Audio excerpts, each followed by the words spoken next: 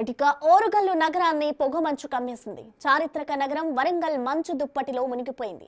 గత కొన్ని రోజులుగా ఉదయం పూట దట్టమైన పొగమంచు కమ్ముకుంటుండటంతో ప్రజలు తీవ్ర ఇబ్బందులు పడుతున్నారు. ఉదయం 10 గంటలు దాటుతున్న మంచు తెరలు తొలగకపోవడంతో జనజీవనం స్తంభించిపోయింది.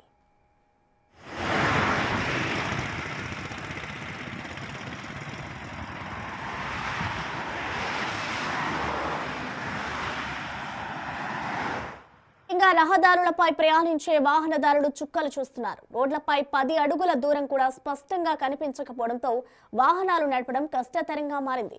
నేషనల్ హైవేలపై వెళ్లే వాహనాలు హెడ్ లైట్లు వేసుకున్నా కూడా ముందుకు కదలలేని పరిస్థితి నెలకొంది.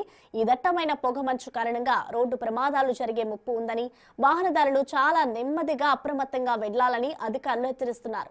మరోవైపు చలి తీవ్రత కూడా ఒక్కసారిగా పెరగడంతో ప్రజలు బయటకు రావాలంటేనే వణికిపోతున్నారు.